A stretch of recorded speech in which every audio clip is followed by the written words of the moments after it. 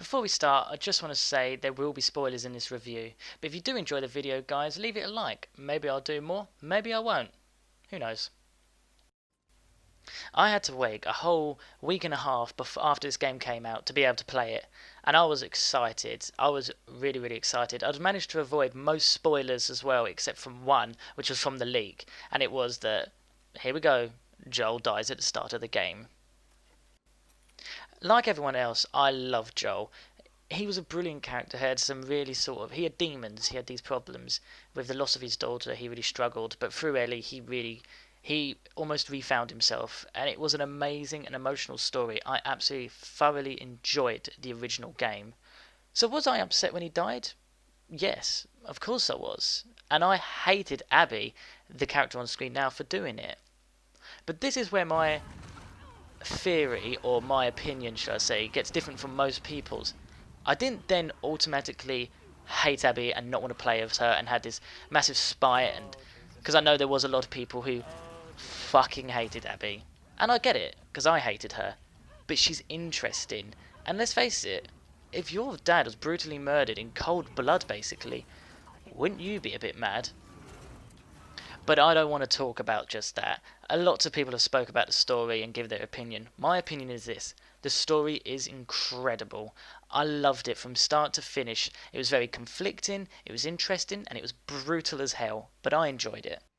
But that's something to take note of. This game is a lot more brutal than the original, which is saying a lot because the original was bloody brutal.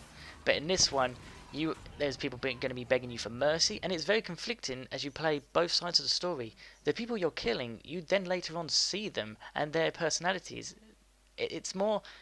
In most video games, you kill people mindlessly, but in this game, they want you to feel like you're killing people and it's wrong, and that these people are real and they have lives.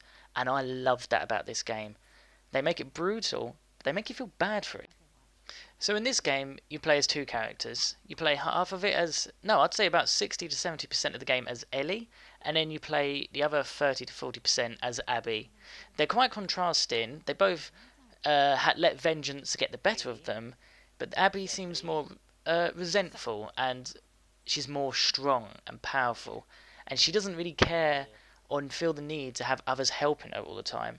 Now, I'm not saying that Ellie needs the help of others. She can handle herself on her own. But Abby, she is strong, independent, and she is brutal as hell. She will literally smash people in the face until their heads just explode. She's a crazy girl. So with both of the characters, you can play them how you want to. You could either go in sneaky, or you can go in guns blazing. But I'd say that Ellie's side of the gameplay definitely seems to lean towards more stealth, where Abby's is more get your guns and let's start shooting and let's punch some bitches up. Now, which side did I prefer?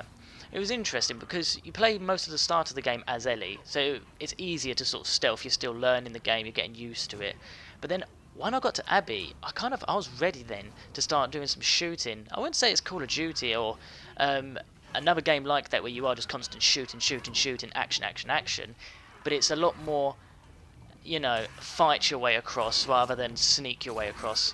Now, you can go throughout most of the game without killing anyone or even going into combat. You can get through most of it without entering combat, but it's no fun. You want to, near the second half of the game, I feel like you will want to almost get revenge as Abby on these characters.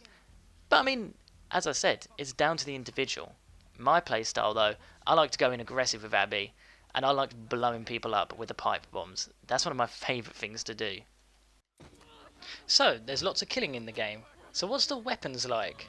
Now this is one of my favourite things that they've changed from this game to the last game. I know this is going to come across as really sort of a small part, but as you saw on the screen then, she was just about to start crafting. The crafting in this game is incredible. All the weapons that you get throughout the game, you can craft them, adding scopes, changing the grips. But as you actually do that, there's a small animation for each different weapon for grinding down the handle to make it a better grip. You actually see her put the scope on and drilling it in. It's such a small detail, but it's amazing, and it makes the weapons feel unique and special. And the weapons in this game, they're powerful. There's different ammo types, so you can get a shotgun that shoots either like you just saw then, or you can get a shotgun that shoots like fire, and the fire is fucking awesome. You also can add silencers to pistols. You get Molotovs. There's a lot more craftables. You can craft explosive ammo for your bow and arrow. In From the original, the combat in this one to me is a lot better.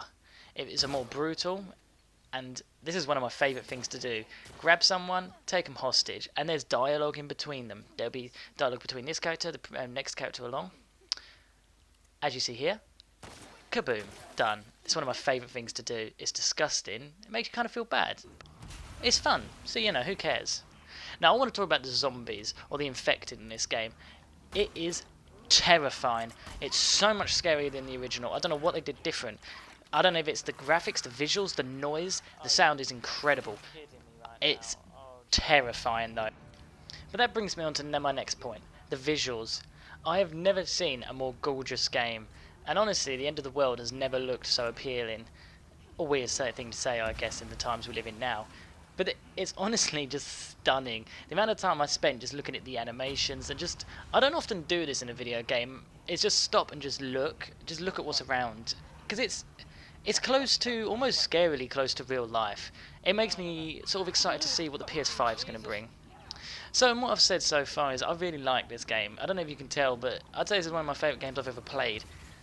And it's a very unpopular opinion, and I get that. I think everyone is entitled to their opinion. But the things I've seen for people to dislike the game, and that's what sort of brought me to making this review, is that I've seen a lot of people saying that they disliked that you play as Abby for a good percentage of the game, but Abby is an interesting character. A lot of people said that they didn't like that Joel was killed off so soon. But I feel like that was important in the story. And the fact that Joel did die straight away, I don't know, it gave that drive. Because when you think about the one before, I didn't know where the story was going to go next. And don't get me wrong, don't think you won't see Joel throughout this entire game. There is a lot of flashbacks, and a lot of the time there's a flashback within a flashback, which is strange, and it's a bit hard to sort of explain until you play the game yourself. But I like the flashback sequence. I like the bits when you see Joel. There's some really great bits with him and Ellie. And there's some really interesting flashbacks as well with Abby and her past. Overall, guys, I love this game, and I think you should go out and check it out yourselves. It does wind me up a little bit. It has made me feel sad because I think the developers have put so much effort into this game, more effort than most people put into their games nowadays. And there was no microtransactions, there's no multiplayer, there's no battle royale. It's just they've got this game, they created it, they put the effort in. Every enemy you kill in the game is not voiced, sorry. They're named. So if you shoot someone and you kill them, you're going to hear someone else shout John or Fred or something, and that adds weight to it. That adds, emotion. It feels like the things you're doing is real. It's a real world they've created, and I really hope they do a third. I don't know how they could do the third. I'd be interested to see where the series is going to take us next. I love Naughty Dog, and I'm always going to play their games. But guys, I just wanted to say, get this game. I just wanted to get my opinion out there. I know if anybody did watch this, there's going to be people that are just going to shout and get angry and say, no, you have to hate the game. You cannot like the game because I didn't like the game. But I like the game. I love the game. And if you haven't played it, don't listen to people's opinions of it's bad or for any reasons, because there's been a lot of opinions that, to me, don't make sense. The gameplay is very unique, very fresh from the original, and the characters are unique. But guys, please, if you haven't played it, pick it up, especially if you enjoyed the first one. But trust me, you are going to cry, you're going to get angry, but it's what drives you through the game. I couldn't wait to get to the next section. I couldn't wait to kill the next person or save the next person. I loved it. So guys, if you like these kind of games, pick it up. I wouldn't want to give a rating here because I've never done any kind of review before, so I wouldn't even know how to sort of do a rating. But if I did give a rating, for me, it'd be very close to a sort of perfect sort of score. I didn't expect myself to enjoy it as much as I did, but I hope there's a next one. Guys, and if you have enjoyed it, maybe I'll do more. But hopefully, I'll see you in the next one. See ya!